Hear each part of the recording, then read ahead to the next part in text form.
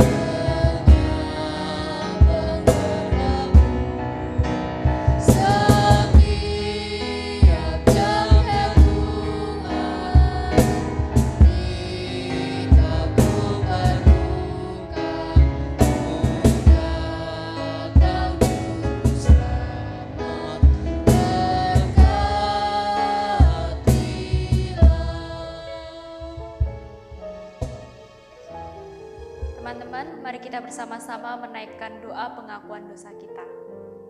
Mari kita berdoa. Ya Allah, sungguh kami bersyukur karena Engkau telah mempercayai kami untuk merasakan berbagai hal dalam hidup ini.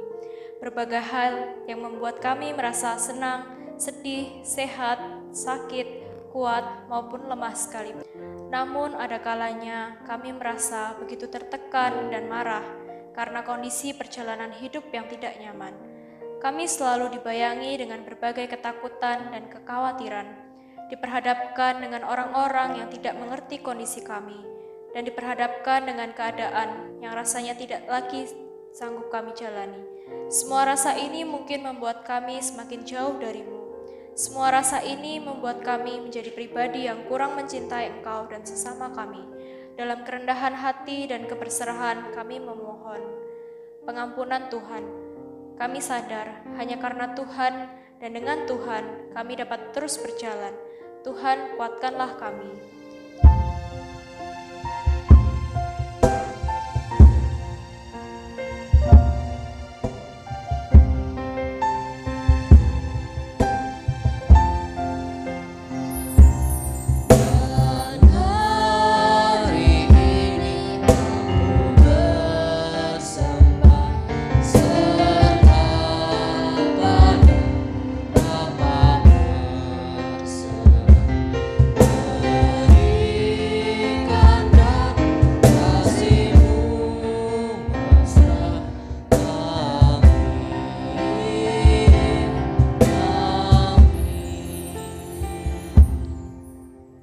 Bagi setiap orang yang dengan kerendahan hati mengaku dosa dan dengan sungguh memelihara hidup di dalamnya, terimalah berita anugerah dari Tuhan Yesus Kristus.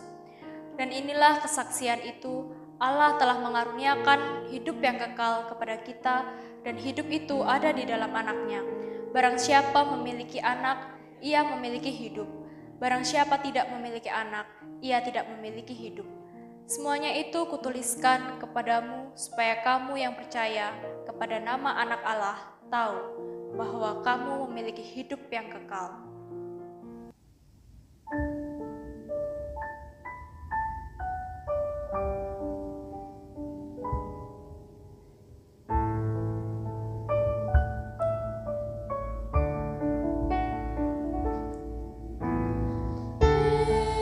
Yesus kawan yang sejati, bagi kita yang lemah, tiap hal boleh dibawa dalam doa padanya. Oh, betapa kita susah dan percuma berlelah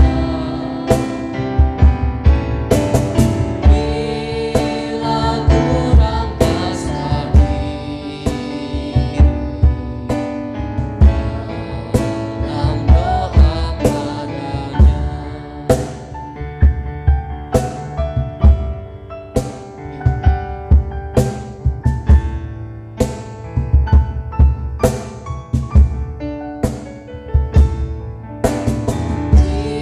Jika oleh mencobaan cobalah hidupmu, jangan kau berputus asa, pada Tuhan berseru. Yesus kawan yang setia, tidak ada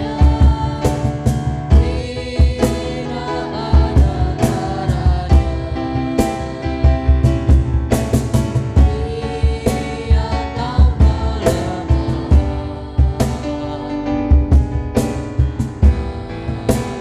doa padanya.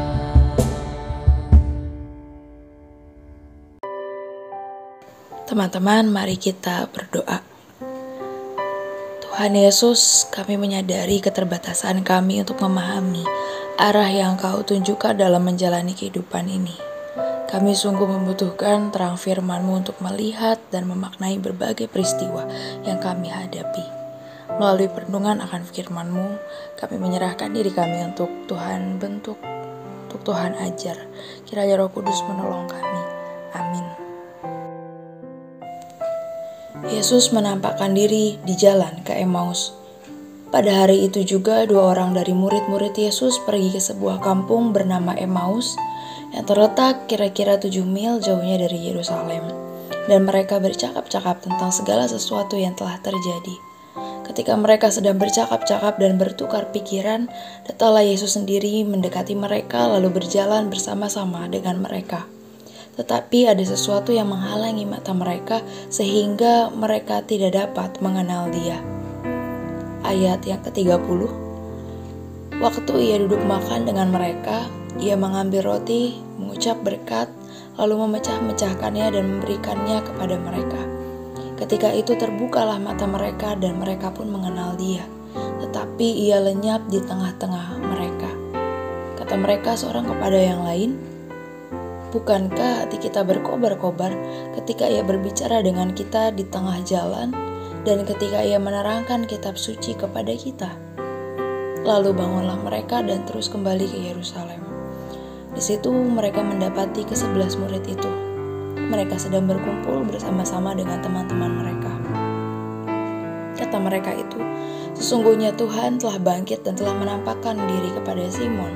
Lalu kedua orang itu pun menceritakan apa yang terjadi di tengah jalan dan bagaimana mereka mengenal Dia pada waktu Ia memecah-mecahkan roti. Halo, selamat hari Minggu teman-teman pemuda remaja. Perjalanan ke Emmaus seperti bacaan Injil kita tadi, sepertinya selalu menjadi cerita yang menarik untuk direfleksikan karena peristiwa ini sangat relevan terhadap perjalanan kehidupan kita. Saat itu ada 2 orang murid Yesus yang melakukan perjalanan pulang kampung sepertinya. Dan cerita ini sangat detail menjelaskan bagaimana ekspresi kedua murid ini ketika melakukan perjalanan tersebut. Mereka terlihat muram, mereka seperti masih tidak menerima terhadap apa yang terjadi pada Yesus, sehingga mereka memutuskan untuk pergi. Ya mungkin untuk sekadar menenangkan diri atas peristiwa yang mereka alami, atas kedukaan sepeninggal Yesus disalib. Dan menariknya di tengah perjalanan, Yesus sendiri hadir bersama-sama dengan mereka. Ia menunjukkan dirinya, namun kedua murid ini sama sekali tidak mengenali Yesus. Bahkan mereka melihat Yesus sebagai orang asing. Sehingga mereka berkata kepada Yesus yang mereka anggap orang asing ini, "Apa engkau satu-satunya orang asing di Yerusalem yang gak tahu apa yang terjadi belakangan ini?" Sampai akhirnya mereka menceritakan persis kejadian penyaliban itu hingga para perempuan itu datang memberitahu bahwa Yesus bangkit. Nah ini teman-teman, mereka bukan gak tahu berita tentang kebangkitan Yesus. Mereka tahu, mereka dengar, dan beberapa murid pun sudah membuktikan dengan pergi ke kubur, dan ternyata kubur itu tuh kosong. Cerita ini menunjukkan bahwa pengetahuan mereka tentang Yesus sebetulnya sangat detail. Mereka tahu apa yang terjadi. Namun selubung yang menutup mata mereka sehingga mereka tidak bisa melihat bahwa Yesus sebetulnya hadir di situ untuk membuktikan. Membuktikan apa? Membuktikan bahwa mereka tidak sepenuhnya ternyata percaya tentang kebangkitan Yesus. Sampai akhirnya Yesus menegur mereka dengan cukup keras, "Hai kamu orang bodoh, betapa lambannya hatimu sehingga kamu tidak percaya segala sesuatu yang dikatakan para nabi." Dan pada titik ini, mereka masih tidak cukup jelas melihat Yesus yang ada di hadapan mereka.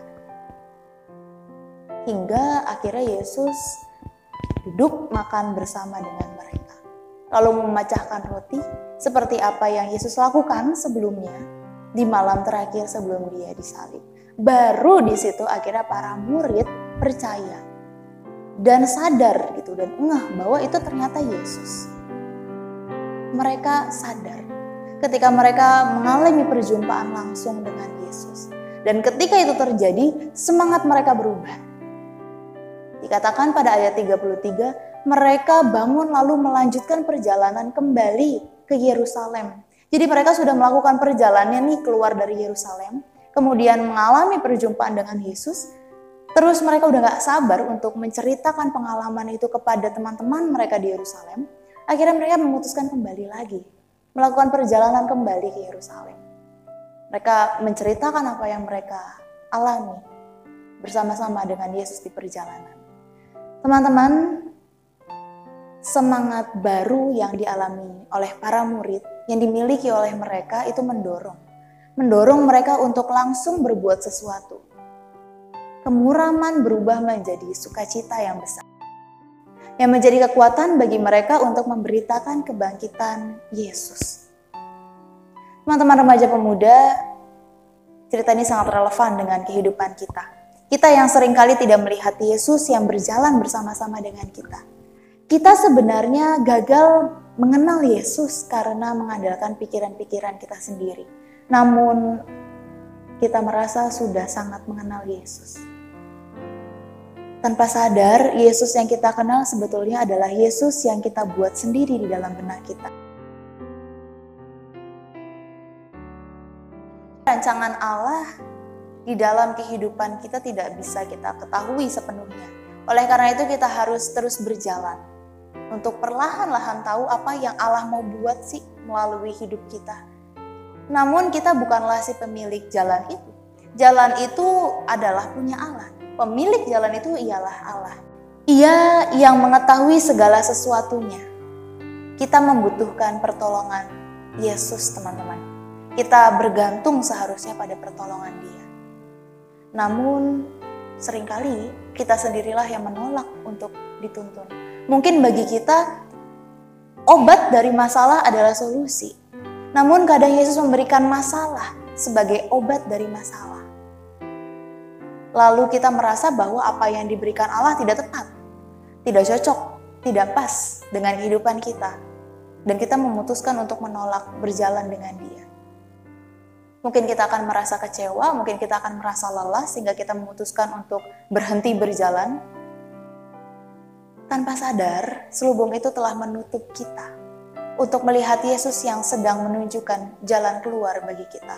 Pengetahuan tentang Yesus perlu, kita perlu tahu bagaimana Alkitab berkata-kata, doktrin yang ada, ajaran-ajaran yang tersebar. Tetapi itu tidak akan pernah cukup untuk membawa kita memahami dan memaknai perjalanan hidup ini bersama dengan Yesus itu sendiri. Kita harus terus berupaya mengenal Dia. Kita harus masuk di dalam sebuah relasi yang intim.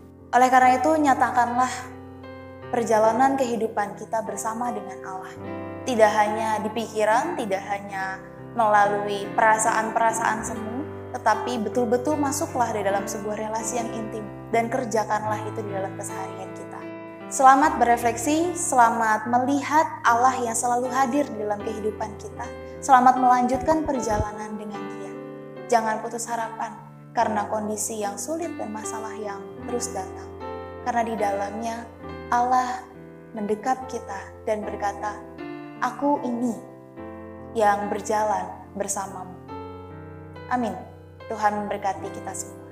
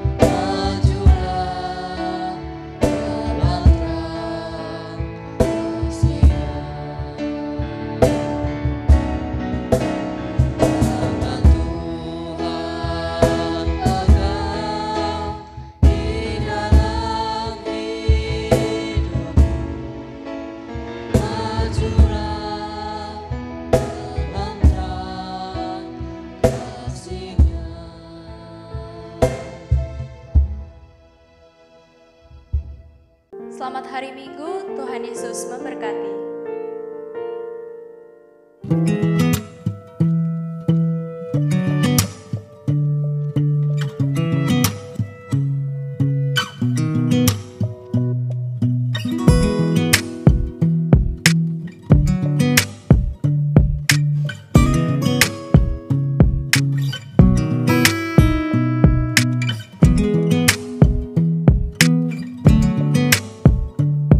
Selamat hari Minggu, Tuhan Yesus memberkati. Amin.